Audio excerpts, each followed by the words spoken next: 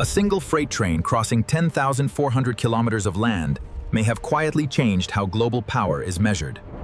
This was not just another cargo shipment. It was a geopolitical message delivered on steel tracks. On May 25, 2025, China sent cargo to Iran, not by sea, but by land. The journey crossed deserts, mountains, and multiple borders, arriving in just 15 days. By sea, the same route can take up to 40 days, and that difference is strategic. This corridor is more than transport efficiency. It is a direct challenge to old trade dependency. For decades, access to trade routes has been one of the quiet foundations of American power. Because controlling trade is not only about ports and ships, it is about pressure, leverage, and timing. If a country's supply lines are exposed, its economy becomes vulnerable long before war ever begins. And that is exactly why this railway matters far more than its steel and concrete suggest. To understand China's urgency, you first have to understand one narrow waterway called Malacca. More than 94,000 ships move through this passage every single year. This is one of the busiest trade arteries on Earth, and China depends on it heavily. Roughly 80% of China's oil imports pass through this single bottleneck. That means a huge part of China's economic life depends on one vulnerable maritime thread. And in geopolitics, any route that can be watched can also become a route that can be threatened. That is why planners in Beijing have long worried about what happens in a serious regional crisis. Because if Malacca becomes unstable, China's energy exposure stops being theoretical and becomes immediate. Backup sea routes exist, but they are longer, less efficient, and nowhere near as comfortable. China needed something no navy could easily shut down and no choke point could easily control. So instead of searching for another ocean route, Beijing started building across land. The answer became a corridor stretching from western China toward Iran through Central Asia. On paper, it sounds simple, but in reality, it meant crossing some of the hardest terrain on Earth. There were deserts where the ground itself shifts and punishes anything built on top of it. There were mountains in earthquake-prone zones where engineering certainty becomes almost impossible. There were temperature extremes severe enough to strain metal, concrete, and long-term reliability. And beyond nature, the route had to pass through multiple states, rules, and customs regimes. Even track gauge differences between countries turned the route into a giant engineering puzzle. To solve it, specialized systems were needed, so cargo could keep moving without losing precious time. According to the source video, some transitions were reduced from hours to under 30 minutes. The finish line links China to Iran through a chain of countries few people associate with world trade power. And some strategic sections in Iran were built underground, which tells you how seriously this route was taken.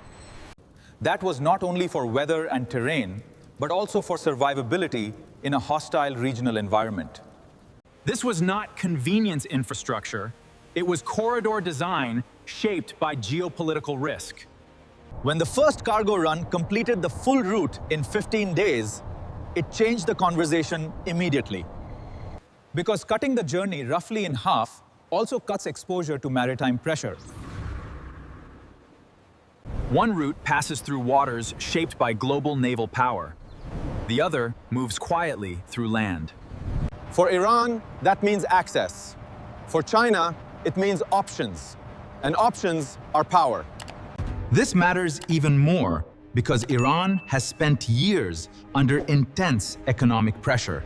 Sanctions do not always destroy through bombs. Often, they work through isolation and financial suffocation. Iran's challenge was never just selling oil. It was finding routes and systems that could survive scrutiny.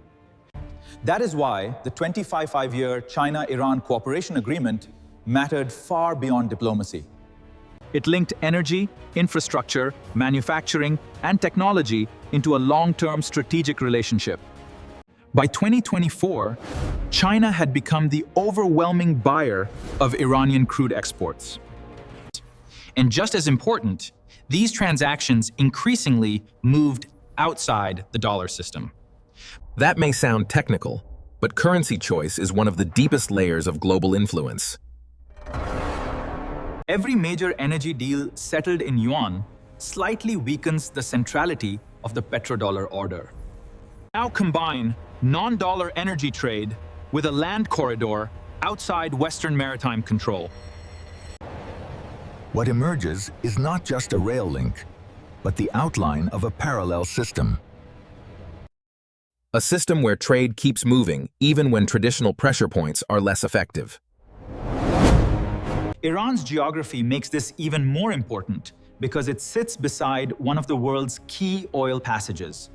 About 1/5 of the world's oil passes through Hormuz, turning Iran into a natural regional gateway. For landlocked countries in Central Asia, access through Iran changes their economic map dramatically. A rail network through Iran can give isolated economies a practical path toward global markets. And that is where the story expands beyond China and Iran into something much larger. The Five Nations Corridor is the next layer in this strategy of overland integration. Its purpose is to connect countries long treated as peripheral into a continuous strategic transport chain. A test cargo already moved along part of this framework, showing the concept is not just theoretical. In a strange twist, the early cargo even included materials needed to keep building the network itself. That means the corridor is not standing still. It is trying to grow into an interconnected system. This fits directly into the wider Belt and Road pattern of infrastructure-led influence. Infrastructure here is never just concrete. It becomes leverage, access, and long-term presence. Long repayment windows and strategic financing can give China durable influence in underinvested regions. For local governments, these projects offer alternatives they may not easily find elsewhere. But China's strategy does not stop in the deserts and mountains of Central Asia. At the same time, a second alternative is taking shape in the frozen north. The Northern Sea Route can shorten travel between Asia and Europe compared with the Suez Path. What once looked impossible is becoming more viable as ice conditions slowly change. Russia's massive nuclear icebreakers are central to making that route more than a seasonal dream. These ships exist to force open passage where normal commercial vessels would simply stop. If the Arctic route matures, it becomes another way to reduce reliance on traditional choke points. And that reveals the bigger pattern. China is not building one backup. It is building several. Multiple alternatives matter because no single corridor has to replace the old system by itself. This is where the honest limitation becomes important. Rail still cannot match ocean scale.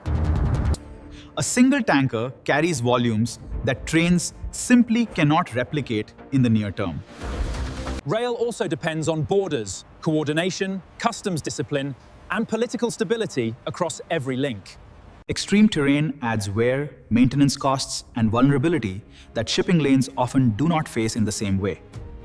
And unlike ships in vast open water, fixed infrastructure can become easier to target during conflict. That means this railway is powerful, but not invulnerable, and serious analysis has to admit that.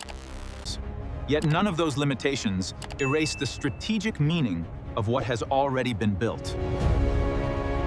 Because the point of this corridor is not to dominate global trade overnight. Its purpose is to create options where before there were too few. And for smaller countries in the middle, Options can transform diplomacy as much as economics. That is how power often shifts in the real world. Not in one explosion, but in quiet repetition. One rail segment, one border agreement, one financing deal, one new route at a time. When you step back, the railway looks less like a project and more like part of a wider architecture. And what Washington is really watching is not just steel, but the rise of an alternative system. A system less dependent on the dollar, less exposed to naval choke points, and more physically diversified. That is why a railway through mountains can trigger anxiety far beyond the transport sector. Because once alternatives exist, even imperfect ones, old monopolies become harder to enforce. Infrastructure is never just infrastructure when it is built to outlast pressure. Every successful arrival proves the concept, even if the route still faces future obstacles. Sea, land, and ice are now part of the same strategic story about who controls movement. The future may not belong to one perfect route, but to the side with the most usable alternatives. That is why one railway can matter, even if it never carries supertanker-sized volumes. Because in strategy, the existence of an option can matter almost as much as its maximum capacity. China is building redundancy into a world that once seemed dominated by a single set of rules. And that makes this corridor one of the most symbolic infrastructure stories of the decade. It does not have to replace the ocean to matter. It only has to change the balance. So the real question is no longer whether this railway matters, but how much the old system can ignore it.